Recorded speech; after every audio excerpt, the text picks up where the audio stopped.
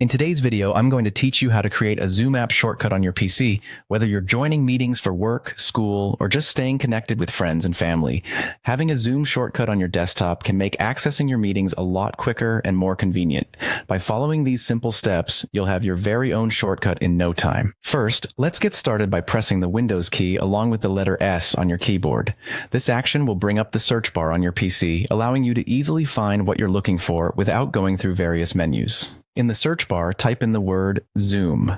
As you start typing, you'll see results populating the list. When you see Zoom in the search results, you'll want to right-click on it. This step is crucial because you want to access more options than just opening the application. Now that you've right-clicked on Zoom in the search results, a small menu will pop up with a variety of choices. From these options, look for and select Open File Location. Selecting this option is important as it will direct you to the folder where the Zoom software is actually installed on your computer.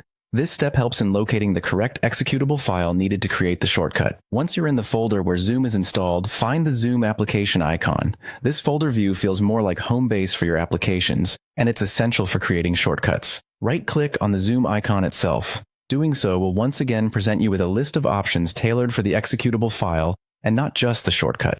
In this selection of options, you'll want to choose Send to, and then select Desktop, Create Shortcut. This action will instruct your computer to generate a shortcut for the Zoom app directly on your desktop. This is the final step and will give you the direct access point you need right on your screen. And there you have it. With just a few clicks, your Zoom shortcut should now be conveniently located on your desktop, ready to use whenever you need it.